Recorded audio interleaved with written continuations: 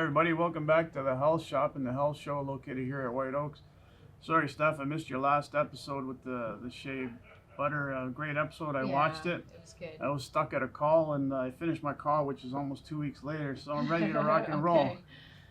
We have a special guest with us today, Chris from 416 Coffee. How's it going? Good, you? Yeah, thanks for having me on. Thanks for coming aboard. Yeah, nice to meet you. My name's Stephanie. I'm an integrative health practitioner here on the show. So no dog in the race. I'm not selling coffee. So I am going to give a very objective, unbiased view. I get questions all the time. You know, is coffee good for me? Is it healthy? Is it bad? So we're gonna it's not a black and white answer. Yeah. We're gonna dive a little bit deeper into that, really kind of giving more education around the whole topic. And Chris, you know, you're going to help shed a lot of light on the subject. I hope so, yeah. Thanks again for being here. All right, awesome. At the beginning of our show, when we started these health shows, we talked about bringing in unique people with a unique story, and Chris is one of these people with a unique story that had a vision, saw the vision, took the vision, ran with it, and become successful at what he does. And that's awesome to see, and there always is. You know, if you want something bad enough, you will definitely attain it. And I watched some of his podcasts, and very interesting, very informative. Oh, thank you. Yeah. So in 2015, me and my dad partnered up to start a coffee roasting company. My dad had started roasting coffee in the 90s in Toronto, and kind of a super non-linear journey where he ended up moving the roasting facility down to St. Catharines in the early 2000s, was dealing a lot with the States during the '08 financial collapse, and that kind of forced him to shut his doors for a while. So he did a bunch of other things during that time while I kind of finished high school, started university, and then in 2015 I thought there was a real need for specialty coffee, and I thought that there was something we had to offer to the industry. So in 2015 we reopened, and we were exclusively kind of selling to business to business, built out online slowly but surely, and then now we have we have a roasting facility in St. Catharines, of course, on Wright Street, and then we have a coffee bar on Locke Street in St. Catharines in the neighborhood Port Dalhousie. So that was kind of our non-linear journey to where we are now. But yeah, it's been quite a ride. Yeah, absolutely, a caffeinated one for sure. Absolutely. So you know, speaking about caffeine, one of the biggest questions I get is, you know, is coffee good for us? So first of all, I want to ask you, like, what is a good versus a bad coffee? So I'd say a good cup of coffee is, number one that was made with care. Like someone took the time in preparing a cup of coffee. Hopefully they used like filtered water at least, but usually water is a big part of coffee. So having a filtration system, like something like a BWT system, is important in making sure the quality of your water is good when brewing coffee. The coffee itself should have been ground fresh with a burr grinder, not a blade grinder. I hope that the coffee was ethically sourced, meaning that the farmer was paid well, hopefully from a smallhold cooperative or an established estate that's paying benefits and things like that, but something that was ethically sourced and roasted 5 to 6 days ago in the perfect world, but up to even 15 to 20 days off roasted date is still okay. But I'd like to see people drinking coffee with a roasted date on it, so that they know when that coffee was roasted and hasn't been sitting on a shelf for. Okay, so when we go in the grocery store, can we pick up a bag of coffee and find out when it was roasted? Most coffees, no. So unfortunately, most coffees have what like a best before date on them at the grocery store. Whereas specialty coffee roasters, these third wave coffee roasters that you can get online or at a local retailer, they'll have roasted dates. But you want to look for coffee with a roasted date. At a best before date, we're not sure how they're getting to that conclusion of when is it. Yeah, that window. Absolutely. So we always recommend find a coffee where you can talk to people who roasted it, find out when it was roasted, and then drink a coffee that's kind of a few days off roasted date, usually over 4, just because the first 4 days there's a lot of CO2 coming off that coffee, so it makes it very hard to brew. But then not anything over at the most, I'd say 30 days, because then oxidation starts to set in and that coffee's no longer going to taste or be as vibrant as it once was. Okay, so what's when people are trying to navigate this whole shopping world Yeah. of coffee. There's a lot of certifications and labels, like organic, fair trade, GMO, all this kind of stuff, pesticide-free, ethically sourced. Yeah. In marketing, we can throw around a lot of terms that are unregulated, like natural and healthy and ethical. Absolutely. Yet, what does all this mean? And So organic, we'll start with organic. Organic coffee, the USDA has to come down and certify a crop, and that costs the farmer about $3,000. So there's about 25 million coffee farmers in the world, and most of them are smallhold farmers. So to pay $3,000 US a crop for the USDA to come certify a crop isn't feasible. So there's a lot of coffee that is maybe being grown naturally, grown organically, that isn't quite certified. So that's an issue with that. Fair trade is kind of a set price above market coffee. So the market fluctuates. And fair trade, you're just paying the farmer like kind of this much more than market, but they still have to deal with those fluctuations. So the farmers can't accurately predict what they're going to get paid next season, which is also troublesome for them. So I would say look for a coffee where there's direct trade or there's long-term relationships with the farmer so that they can better predict, better invest in their future processes. They don't have to go, what's the market going to be this year? Because I don't know what I'm going to get paid for this coffee. okay. So I'm all about the health. So does organic necessarily mean the healthiest coffee? No, unfortunately, organic coffee, according to the USDA, it could still be sprayed with multiple pesticides or fertilizers. Now, most of them are naturally occurring. However, some of them are actually synthetic that have kind of made it onto that list.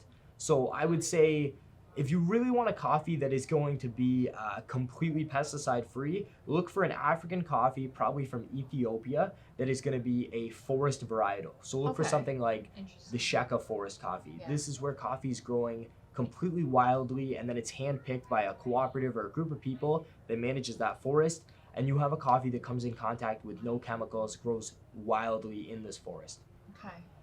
It's amazing how you have the different tastes from, you just said Africa to, say, Colombia, how the different tastes vary. But coffee, when you think about coffee, is coffee. But again, where it's grown varies on the taste of it. It has a different taste of it compared to each region, I guess you could say. Absolutely, terroir is going to come into effect with the how the coffee tastes a lot. So depending on altitude, growing conditions, if it was shade grown, if it was sun grown. The other thing is the actual species of the plant. So within the Arabica coffee family, there's thousands of different varietals. So those are all going to affect how a coffee tastes and kind of how it brews and some of the characteristics. And then finally, processing methods. So coffee grows inside of a cherry, and now how that cherry is pulped is going to affect the taste as well. So there's natural processing, which involves sun drying it, washed process, which involves water, and then there's honey processing, which is kind of a hybrid.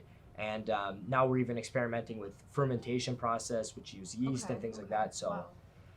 yeah, it's always processing methods have advanced a lot in the last little bit to get kind of different characteristics out of the coffee. Is there a growing season? Like you see corn here is growing in, typically planted in the spring, you harvest it in the winter, or fall, I should say. Is it the same for coffee? Is a certain growing season, or is it always in No, absolutely. There's definitely a growing season with coffee and harvest season, and that's why if you come to our store, if you go to any kind of third wave coffee roaster, you'll see that they carry different coffees at different times of year, depending on what's in harvest and what's not in harvest and what's currently growing and what's been harvested and they have access to. So it's always changing. So obviously Africa as a continent and South America, they're harvesting at different times, and then Asia's harvesting at different times. So you're able to get a nice variety of different coffees from around the world kind of throughout the year at different times. That's amazing. So, we kind of looked at the pesticide piece, and another issue we see with coffee sometimes is the storage. It can create, there can be mycotoxins or mold Okay. in these crops. So any type of like grains, corn, coffee that's I guess from the time it's picked off the plants to into our cups, there's a chain of events that has to happen where you mentioned the best before date, where it's not it's so wide where we don't know how fresh it really is. So I think in this respect, it's, you mentioned earlier, it's about knowing your roaster and having the shortest time frame. Absolutely, yeah. So obviously, when a coffee's just roasted, a few days after, there's not really time for, like you said, like microtoxins to develop, mold to grow, anything like that. So it's about drinking coffee close to that roast date. That's super important when we're talking about drinking coffee that's going to be good for us and that's going to taste a lot better as well. Yeah, and then the water aspect, that's a huge layer that I think people, if we're just making our coffee, especially at home or in restaurants, what's to say they're not just using the tap water that's full of chlorine, fluoride, pesticides, pharmaceutical drugs, etc. We're basically drinking recycled toilet water, to be honest. Well, he was just saying that it gums up your machines, right? When we're in a city water system, right? Absolutely. Yeah, I would say, like, if you're at home, definitely use at least like a Brita filter or something like that. Some type of filtration. Just to at least get some of those kind of, even from a flavor standpoint, those negative flavors out. It's going to give you a better cup of coffee. And coffee at the end of the day is 99% water. Right. So your water source is going to affect taste and it's going to affect your health massively. So I'd say, yeah, make sure you're using a filtration system. There is a bunch of tutorials online about actually making water for coffee using different salts and everything. And if you don't want to go that far, like I said, like a Brita or at least some sort of filtration is a step in the right direction for sure. Yeah. No, you have a ton of education on your site, your Instagram channel, your YouTube that really shows us how, all the nuances of making coffee and the different brews and all of that. I want to talk a little bit about caffeine now. All right. And can you tell us? I had my dose this morning. I won't do it right now, but I think you need to be thrown under the bus with you're the perfect storm. I'm the the perfect storm. That's of, yeah, we'll touch on that a little bit later. Who is coffee good for and who coffee is not so good for? Because again, it's not a black and white answer of is coffee a health food or is it a negatively affecting me? But before we get to that, what is the difference in caffeine quantity based on roast, based on brewing, based on the type of coffee? Yeah, so first things first, roast, lighter coffees tend to have more caffeine. More caffeine. Darker roasted coffees tend to have less caffeine. Within the actual species of coffee, so there's Arabica and there's Robusta as two very broad families of coffee plants. Robusta coffees are much cheaper. It's what a lot of coffee companies use as what we call like filler in the industry. And those coffees tend to have about double the caffeine as Arabica coffee. So Arabica coffee is going to be way lower in caffeine, also going to taste better in a whole other variety of things, but you want to stick with Arabica coffee. And then what's the definition of Arabica?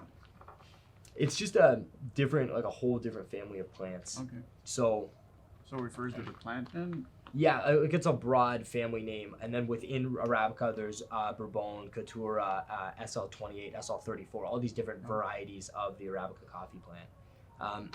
And then as far as brew method goes, coffee is going to be, as far as like filtered coffee goes, or like North American style, like cup of coffee, that's going to be per volume lower in caffeine than espresso. But if you're having a beverage with like one shot of espresso versus 16 ounces of brewed coffee, the brewed coffee is going to have way more caffeine. People always think espresso is going to get you jacked up. And per volume, absolutely. If you drank 16 ounces of espresso, I don't know what's going to happen. You might have a heart attack. Who knows? Yeah. But 16 ounces of brewed coffee or a big cup of just brewed coffee is going to have way more caffeine than like a single shot of espresso. A single shot of espresso might have like 60 to 80 milligrams of caffeine. Right. Whereas a big brewed cup of coffee might have hundreds, right? So absolutely. And that's where, when we look at the science and the research studies that show the negative effects of coffee, we're looking at anywhere over 300 milligrams of caffeine. Okay. So if you've got to know your dosage, right? What you're intaking, and you got to put it into perspective. So if we go to, let's say Starbucks and get a venti, that's 400 to 450, depending on the roast. The darker the roast, lower the caffeine. The caffeine. The lighter the roast, more caffeine. right. Yeah. So I get is a blonde roast considered a light roast? I believe there it is. Yep. Right? Is that light? Yep. Okay, so I get a venti blonde, and that's 450 milligrams of caffeine right there. So I've overdosed. 100%. Yeah. And again, my body weight. So Okay. we want And to you're do. gonna throw me under the bus. Yeah. So you can say 2 to 4 milligrams of caffeine per kilogram of body weight. Oh, okay, per kilo. Okay. So like I could probably handle somewhere between, again, depending on my stress state. Yeah, what you've eaten that day, things like that, right? Yeah, Are like gonna come into effect? if I'm running on no breakfast, no food, and I'm hitting my system with a empty stomach on coffee, it's going to be that stimulant to the nervous system. So first of all, it goes after the nervous system. Okay. Then the nervous system is in integrative health. We look at the whole, how all the systems interact Yeah. with each other. So after that, it goes into the hormone, the endocrine system. So it's triggering, hey, we're in fight or flight. The body needs fast fuel. Here's some blood sugar. So people will actually, if they've done a no breakfast, coffee, night shift, rolling into the White Oaks, I'm gonna go work out. My heart's beating a Cup of mile a coffee, minute. blood pressure's way up here, blood Okay. sugar's way up here, and they're living on this caffeine. It's further exasperating All those kind of other this conditions that are. nervous hormone, which then it leads to stuff like chronic, and this is chronic. It's not just one day. It's Yeah. a chronic lifestyle where it leads to things like high blood sugar, insulin resistance, stress in the body, and then it goes down to the immune system, where the immune system starts to down-regulate. So it'll down-regulate things like longevity, reproductive, DHEA, testosterone, progesterone, all these types of hormones where we don't want them low, Yeah. but it's sending these signals. And then in a time of pandemic, we've got all this virus Exactly. floating around. We don't want a weakened immune system. So that's like a long-winded And this is story. over 300 milligrams. chronically and Chronically living in over this, every like, day, or not high every day, but stress life, cutting your work, sleep, supplementing sleep with coffee, which is never no good. sleep. Yeah. Because coffee can give us that false sense of energy where it's like I can take over the world. Well, caffeine. right. Yeah. Okay, Yeah. But you look at coffee's a natural source, but look at the way we're going now. It's more of energy drinks, right? Give me a Red Well, Bull or that whatever, too. bang, let me do the Yeah. Red And Bull. that's, As opposed to sugar sipping and a everything. good coffee and enjoying the taste of it. You just want that hit of caffeine so you can continue on with your day after. And then what are we putting in our coffee? Is it just straight black coffee or an espresso? The refined sugar, Of like course. a triple. Yeah, we always, like- whenever I'm selling someone coffee or trying to educate people on coffee, I'm trying to get to a point where they, hopefully get to a point where they can enjoy that coffee black, right? I'm trying to do that right now. Are you trying to get there? You got to find a coffee that works for you, find a Yeah. brew method that works for you. But I mean, it's a bit of an acquired taste, right? Because anything with caffeine in it is going to have like bitter tones and things like that. So it's kind of getting over that. And when you mention different roasts, dark, is it the darker, the bitter, the taste? I don't know if bitter is the right word to use, but You're going to taste more carbon. So as you develop a roast more, there's more carbon in that coffee. So you're going to taste that, like pretty much just a burnt flavor overall. And you lose the origin characteristics. So the reason why dark roast became popular in North America is because to cover up low quality, inferior coffees, you dark roast it, it all tastes the same. Not sure if you guys eat meat, but it's the same thing if I brought a beautiful steak and just burnt it to holy heck. Yeah. Then you're going to be like, what is Tastes this? like burnt. Tastes like it might as well make me ground beef, right? So coffees, as they're lighter roasted, you're going to taste more of those nice origin characteristics and things like that. it's funny how like the markets, not the markets, but the North Americans were more of a pour over. But if you go to Europe and Europeans, they rather sit down and have their triple shot of espresso and sip on that as opposed to having an actual pour over coffee, right? Yeah, here we kind of have like the big kind of vats, larger sizes of coffee. And yeah, filter coffee's big here. It's also big in, becoming very big in Japan. But yeah, in Europe, they're primarily espresso based, like anywhere in Europe. Obviously, espresso technically started in Italy, the actual machine and everything. But anywhere in Europe you go, even in Australia, they're very espresso based coffee cultures. So we kind of have a variety of different ways that people like to drink coffee around the world, and it changes depending on like climate and just regional taste, which is exciting and nice to explore. And there's tons of benefits too of just the Espresso? just the social aspect of coffee. You know, there's so many associations of, you know, bringing people together. Let's meet for coffee. But it does a lot of, even in the body, it helps with performance. It provides extra level of antioxidants, polyphenols.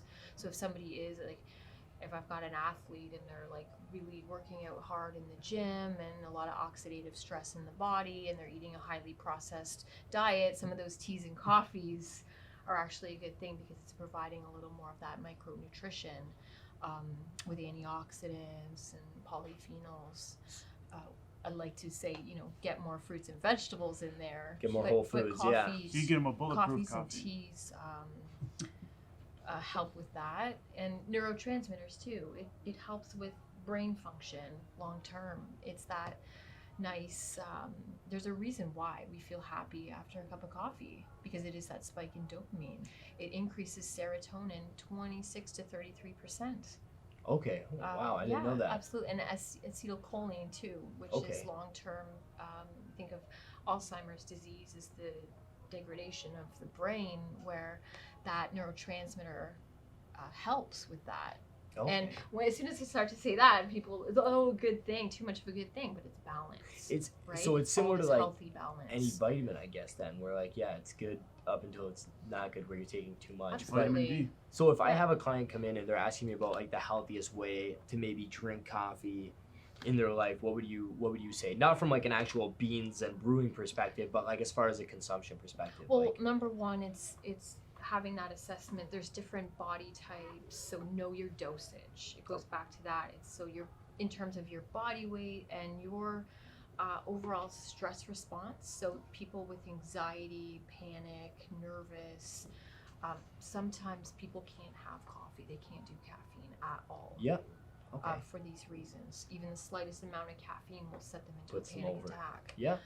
So that's on the extreme end, whereas, you know, so know your dosage. Over that 300 milligrams of caffeine as a standard amount is probably a little more, and that's where the studies shown more of the negative effects Okay. in coffee. So that general, you know, 1 to 2 cups in the morning with a meal. Another thing is Then how would after 1 p.m., I say let's try to either switch to decaf or no coffee Mhm. after 1 p.m. because then it interferes with our sleep cycle and our biological rhythm. There's a lot of night owls out there, and night owling is not a thing. It's We it's a humans, caffeine thing. It's Yeah. something, there's a dysfunction in the normal diurnal biological clock of the human. Okay. Is your Right. market big for decaf?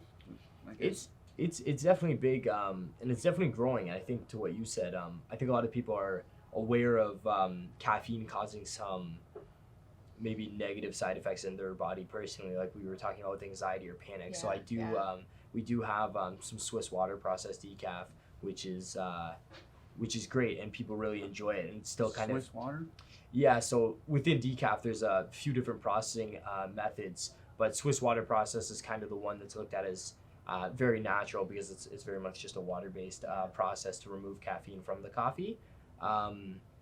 But decaf, yeah, the market's growing, especially as we have an older, like an aging demographic that sometimes doesn't do well with coffee, or sometimes people wanna go out for coffee and they don't want to have caffeine at 5 at night, but they don't want to miss out on a social thing. I absolutely love coffee. So it's like afternoon coffee meetings, I try to get the decaf just for that exact reason. 100%. And decaf is really an important topic when you talk about the Swiss water process, because conventionally decaf is, what do they use, ethanol or something too, which is yes. not good for us. There was like, especially if you're buying like cheap decaf off a store shelf, there's a bunch of processes there with chemicals that are super negative, and the taste is very, it tastes very chemically. So yeah, I would have, if you are buying decaf, definitely look for the Swiss water, and then there's even Vancouver has a water processing plant for coffee as well, so you get cool. Vancouver water. I think it's called Vancouver water. I could be wrong though, but yeah, look for something that's water processed as far as a decaffeination process, not chemical processed. What's instant coffee? Is that just It's like a freeze drying process and a dehydration process. It's pretty involved. I wouldn't recommend drinking instant coffee. No, I was just curious to see you have the different types, right? And that just came into my mind. What is instant coffee? Is to see, the grandma making it and just throws it in there. It has no that robust flavor or smell to it, and it's like crystallized. Yeah, it's dry. It's completely water soluble. To be honest with you, I don't know a whole lot about the instant coffee process. I know that like obviously everyone's been at a hotel and been forced to try that kind of instant coffee, and it's really bad. I'm interested to know more though, because there are specialty coffee producers now, like some of our peers, that are moving into doing some instant coffee, and I'm not sure. I feel like their ethics are very aligned with making a product that's healthy, that's wouldn't do damage to people. So I'm interested to learn more about maybe if there is new processes that they're using where they're making instant coffee that's healthy and maybe even a high quality cup of coffee. So those Keurig systems, they're not instant coffee. Ones you put in the little pods. And I believe it's like some sort of probably hybrid in between the two as far as how they're processing it. They're obviously awful for the environment. The coffee's like pre-grounded. Who knows when it was roasted again. And if you actually do the math on how much you're paying per like ounce of coffee, they're ridiculously expensive, ridiculously expensive. So yeah, those machines, I think we're seeing those machines slowly phase out. I think they're still popular right now, but I think we're going to see over the next like decade, I think they're going to be a relic of 2010, 2011, whenever they came out, like that era. So that's good. So where can we find your coffee? You supply to local businesses, you have a coffee bar. Yeah, so the best place to find our coffee is online, 416-coffee.com. You can buy all of our coffee. Everything's shipped like day later, and we roast weekly, so it's always gonna have a roasted date, super fresh. The other place, if you live locally in the Niagara region, 17 Locke Street in Port Dalhousie is our coffee bar. So there you can buy all the coffee, chat with us, get educated, drink coffee. The whole coffee geek nerd experience is waiting for you there. So, nice. And then we're just working on the process of actually building out some things at our roasting facility to have like cupping events. So teaching people how to taste coffee and educate people on coffee. You brought these beans in, but you said you can't grind them because they destroy your grinder? Green coffee is just, I wouldn't put it through like a normal burr grinder if you're at home, just because they're so hard. What is green? Well, I mean, let's take a step back. What is green coffee then? I really don't know what green coffee is. I know. So coffee grows inside of a coffee cherry, and then that cherry and the husk and everything is removed, and then they're dried, and what you're left with is like a green coffee bean. And this is what coffee looks like before it's roasted. So before coffee's roasted, it's green, and then as the roast goes, there's kind of cracks that happen, like first crack, second crack, CO2 is released, and coffee like develops along the way. Yeah, we'll use in some of the supplements, we'll use the green coffee extract, which sometimes it helps with weight loss, just to create more of that heat, that thermogenesis in the body to get the metabolism up. And it's not a forever thing. But for a short period of time, it can just kind of help the process. So medicinally, there's a lot to say too about using green coffee. Can you chew them? Put them in your mouth. I wouldn't recommend it. Yeah, I wouldn't recommend it. No, you suck on them to get the caffeine. That's great. You know, you talked about the grinding methods as well, from blade grind to the other term you used as well. That people don't understand. Burr. Yeah. So burr grinders are just gonna help give you more uniformity as far as like the coffee particles that are coming off, which will just help with the extraction. So a blade grinder is kind of slicing through, and you're getting some kind of very coarse pieces of coffee and some very fine. And then when you go to extract that coffee with hot water, the finer pieces are gonna over extract by the end of it, and the coarse pieces are gonna kind of under extract. So with a burr grinder, you get more uniformity, meaning if you're grinding it for a filter coffee, which might be like a kind of a medium grind, they're all going to be around that area, so you're getting a more complete extraction. Okay. So I should probably stop using my magic bullet to dry my Potentially. beans. Yeah, potentially. Okay. Where's the best place to store it? Like you bought some coffee, you brought it home. You're not going to use the whole package. Is it people put it in their freezer or their fridge, dark places? Just cool dark place is fine in the bag, or if you want to move it into like a sealable container, that's fine too. If our bags have like this little Ziploc, so you can use that. If they don't, I mean, like I said, you can move it into a glass container or something like that. But just cool dark place is fine. Coffee is very absorbent to other smells, which is why you'll see it at like perfume bars. Yeah. So we say no to fridge and freezer just because there's kind of an odor that could be absorbed, and that'll result in like the end cup, like as far as like taste. Interesting. Okay, Yeah. good. So no fridge, no freezer. So yeah, you've had quite the journey to get where you are today.